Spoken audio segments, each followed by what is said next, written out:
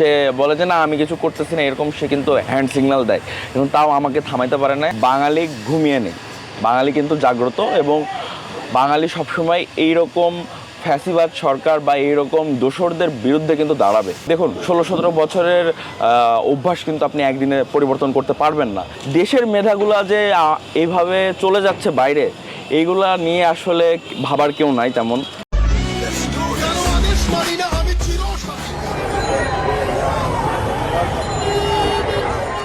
আচ্ছা দেখুন, আমি একজন প্রাইভেট ইউনিভার্সিটির স্টুডেন্ট, এবং আমাদের আন্দোলন কিন্তু শুরু হয়েছিল 16 জুলাই থেকে, এই আমাদের পার্মানেন্ট ক্যাম্পাসের সামনে থেকেই।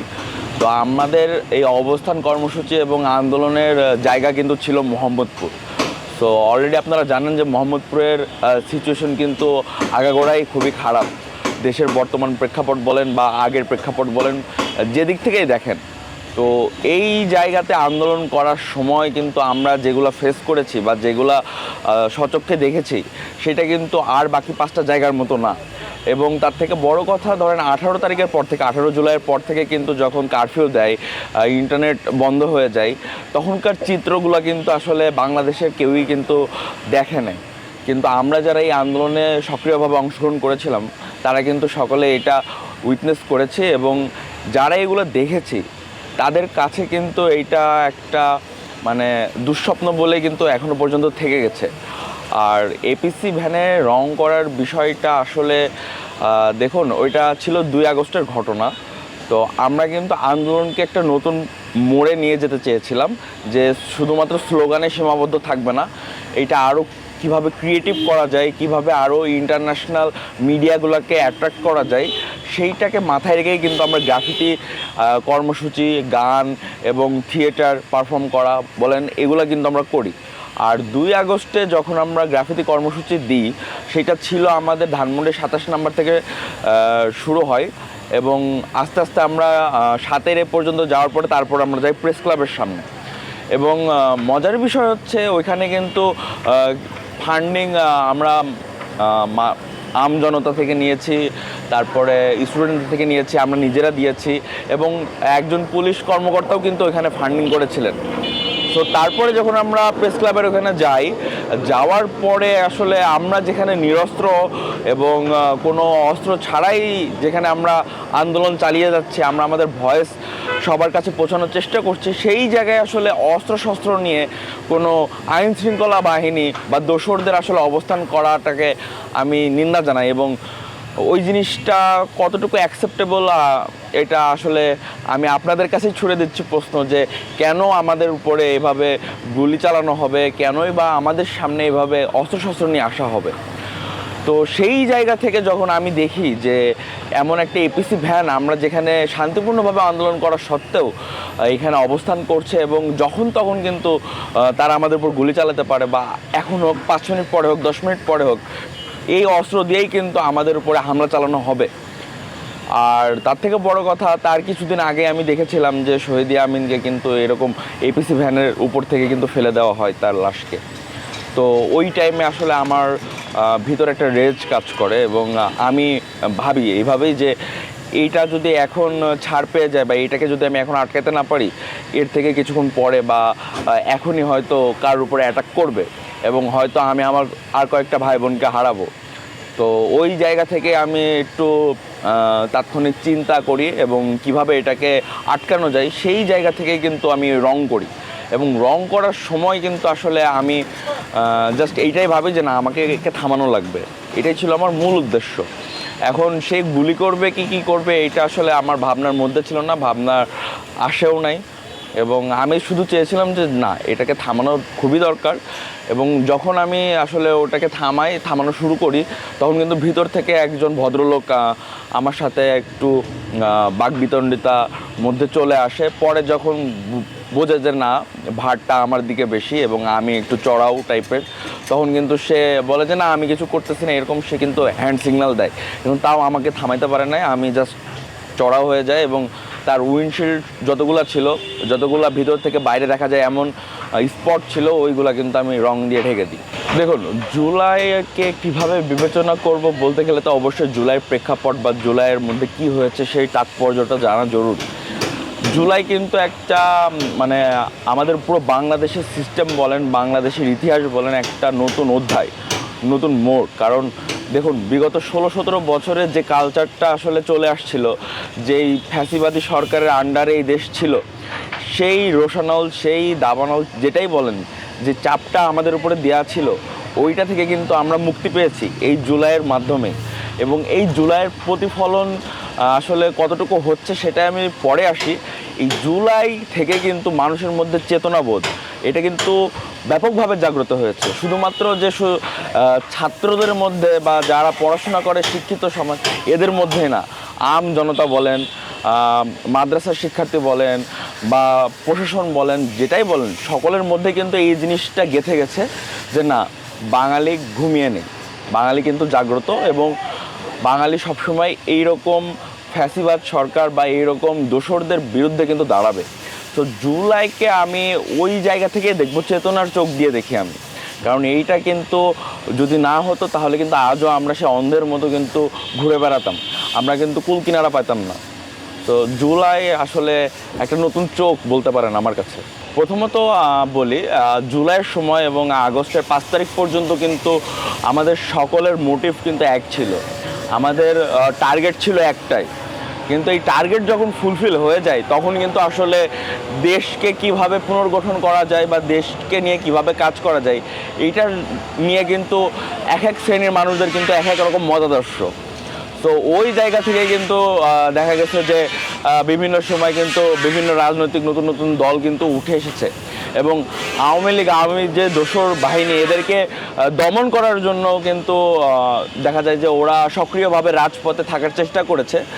এবং হ্যাঁ, আপনি যেটা বললেন যে সমন্বয়কদের মধ্য থেকে যে নতুন দল এনসিপি এসেছে, এইটার পরেও কিন্তু আরও কয়েকটা দল আসা মানে উঠে আসছে এবং বিভাজন দেখা গেছে, যা সত্য।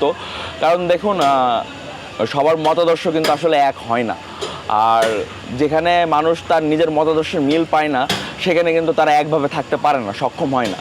তো জিনিসটাকে যদি আমি এক ইয়ের আন্ডারে না, রাডারের আন্ডারে না আনতে পারি, তাহলে এরকম বিভাজন হবে, এটাই স্বাভাবিক। আর তার থেকে বড় কথা, এখানে কিন্তু শুধুমাত্র পাবলিক ইউনিভার্সিটির স্টুডেন্টদেরকেই বেশি প্রাধান্য দেওয়া হয়েছে আগাগোড়ায় 5 আগস্টের পর থেকে। প্রাইভেট ইউনিভার্সিটি বলেন, মাদ্রাসার শিক্ষার্থীদের কথা বলেন, এরা কিন্তু কোথাওই নেই বললেই চলে, আর থাকলেও খুবই যথাসামান্য। তো এই দিকগুলো যদি দেখি, তো হ্যাঁ, অবশ্যই এখানে বিভাজন হওয়াটাই স্বাভাবিক। কারণ 5 আগস্টের পরে যে একতাটা 5 আগস্টের আগে ছিল, সেটা কিন্তু পরিলক্ষিত হয়নি। দেখুন, 5 আগস্টের পরের ঘটনাগুলি এবং 5 আগস্টের পরে যে দেশ পুনর্গঠনের জন্য যে সকল সিদ্ধান্ত বা যেটাই বলেন, এইটার ক্ষেত্রে আসলে সকলের মতামত নেওয়াটাকে আমি বেশি প্রাধান্য দিচ্ছি। কারণ দেখুন, শুধুমাত্র পাবলিক ইউনিভার্সিটির আন্ডারে কিন্তু এই দেশটা স্বাধীন হয় নাই, এই দেশটা কিন্তু স্বাধীন হয়েছে সকল মানুষের আসলে অংশগ্রহণের মাধ্যমে। আর এখানে ক্রেডিটের কথা আসলে আসে না, ক্রেডিটের কথা পরে, কথা হচ্ছে মতামত নেওয়া বা তাদেরকে প্রাধান্য দেওয়াটাই কিন্তু আসলে মেন।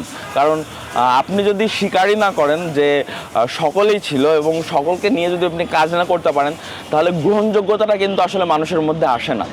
তো সেই জায়গা থেকে আমি বলবো যে হ্যাঁ, অবশ্যই তারা কিন্তু বেশিরভাগই দেখা গেছে যে পাবলিক ইউনিভার্সিটিতে যারা ছিলেন বা একদম সেই ঢাবিতে যখন ওই কোটা বিরোধী আন্দোলনের টাইমে যারা নেতৃত্ব দিয়েছিলেন, তাদেরকে ঘিরে বা কেন্দ্র করেই কিন্তু 5 আগস্টের পরবর্তী সময় বা ইন্টারিম গভর্নমেন্ট আসার টাইমে কিন্তু এই যে প্যানেলগুলো নির্বাচন করা হয়েছে বা বিভিন্ন জায়গায় দায়িত্ব দেওয়া হয়েছে বা বিভিন্ন বড় বড় সিদ্ধান্ত নেওয়া হয়েছে যে কিভাবে কি হবে, কিভাবে দেশটা আগাবে, এখন কি করা দরকার, এই সিদ্ধান্তগুলো নেওয়ার ক্ষেত্রে কিন্তু আসলে হীনমন্যতা দেখা গেছে। এবং আমরা প্রাইভেট ইউনিভার্সিটির শিক্ষার্থীরা, মাদ্রাসার ভাই বোনরা বা কেউই কিন্তু আসলে সেরকম কোথাওই নাই। এবং আমরা ওই আন্দোলনের পরে কিন্তু আমাদের ক্লাসরুমে চলে এসেছি, আমাদের কিন্তু ওই চেয়ার নিয়ে কাড়াকাড়ি বা টানাটানির কোনো ধরনের টেন্ডেন্সি প্রথমেও ছিল না, পরেও নাই, ইনশাল্লাহ আগামীতেও থাকবে না। কিন্তু আমার কথা হচ্ছে ভাই, কেন আসলে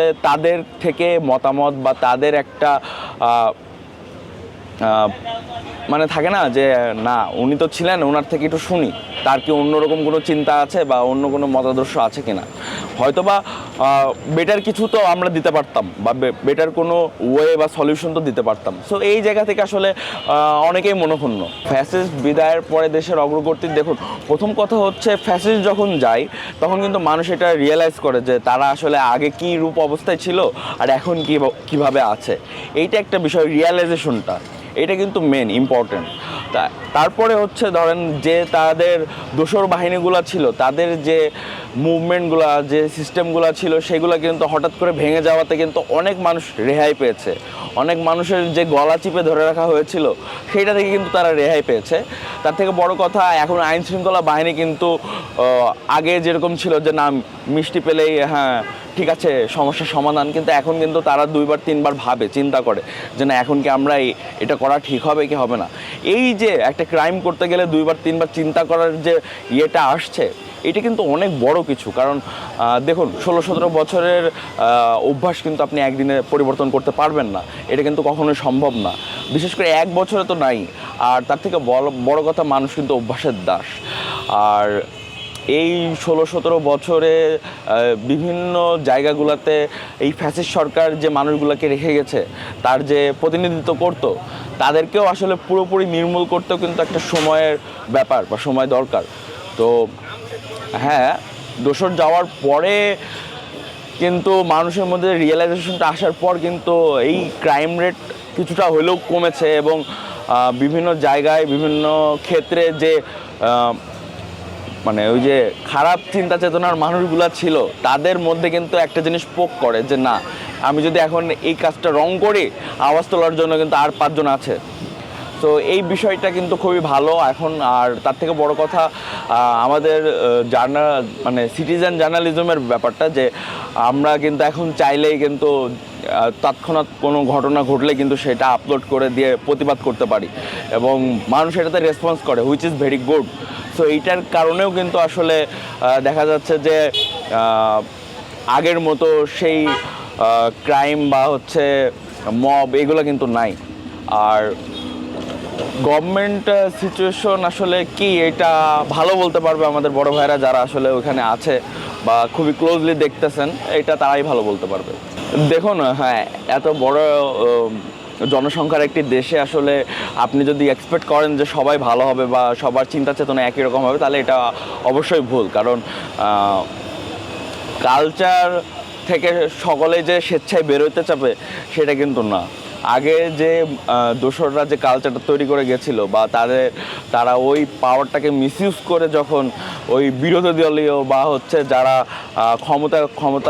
মানে ক্ষমতায় না থাকা যে দলগুলা, ওদের উপরে যে অত্যাচারটা চালিয়েছিল, সেই রেশ থেকেই কিন্তু দেখা যায় যে অনেক কিছু কিন্তু এখন প্রতিফলিত হয় বা ওইটাই কিন্তু তারা আবার রিপিট করতেছে। সো এই মবের বিষয় যেগুলা, এইগুলা হচ্ছে আসলে থাকে না যে তাদের চিন্তা চেতনার আসলে একটু অভাব আছে বলে আমি মনে করি। কারণ তারা যদি আসলে সেই চেতনা থেকে জুলাইয়ের স্পিড বহন করতো, তাহলে কিন্তু তারা আইন বা এইগুলা কিন্তু নিজের হাতে তুলে নিত না বা মব সৃষ্টি করতো না। দেখুন প্রথমত হ্যাঁ, আমি যখন আমার বোধ বুদ্ধি হয়েছে তখন থেকেই আমি জানি যে বাংলাদেশ একটি গণতান্ত্রিক দেশ এবং ডেমোক্রেসির আসলে অ্যাকচুয়াল মিনিং যেটা, of the people, by the people, for the people. হ্যাঁ, তো এইখানে আসলে দেশের প্রত্যেকটা সিদ্ধান্ত নেওয়া বলেন, দেশের উন্নয়ন বলেন, যেটাই বলেন, এখানে কিন্তু স্বচ্ছতাটা আসলে খুবই জরুরি। কারণ আপনার যদি ট্রান্সপারেন্সি না থাকে বা ক্ষমতায় আসা দলের যদি কোনো ট্রান্সপারেন্সি না থাকে, আমাদের এই যে জনগণ ইনকাম করে যে বছর শেষে ট্যাক্স দেয় বা দেশের উন্নয়নের জন্য যে টাকাগুলো দেয়, এগুলো কিভাবে কোথায় খরচ হচ্ছে, এইটার যদি জবাবদিহিতা না থাকে, তাহলে আসলে ওই দলগুলা বা ওই কুচক্রী লোকগুলা কিন্তু আসলে সুযোগ পেয়ে যাবে যে এই টাকাগুলো মিসইউজ করার বা টাকাগুলো পাচার করার। তো এই সুযোগ যদি আমরা না দিই, তাহলে কিন্তু আসলে দেশের টাকা দেশেই থাকবে এবং দেশের উন্নয়ন হবে। আর দেশের মেধাগুলা যে এইভাবে চলে যাচ্ছে বাইরে, এইগুলা নিয়ে আসলে ভাবার কেউ নাই তেমন। তো দেশের মেধা কেন বাইরে চলে যাবে এবং দেশকে উন্নয়নের জন্য আবার ওই মেধাগুলো আমার কেন কষ্ট করে ব্যাক আনা লাগবে, এইটা নিয়ে আসলে চিন্তা করা জরুরি। কারণ আমার দেশের মেধা বা দেশের মেধাগুলা কেন ওই যোগ্য জায়গাগুলো পাচ্ছে না, যোগ্য কর্মস্থল বা সেই অ্যাকনলেজমেন্ট, এই বিষয়টা আসলে যতক্ষণ না ইনশিওর করা হবে এই দেশের উন্নয়ন হবে বলে আমি মনে করি না।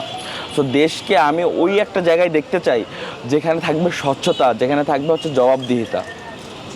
এমন একটা জায়গায় গেলে হয়তো এই কালচার থেকে আমরা বের হয়ে আসতে পারবো।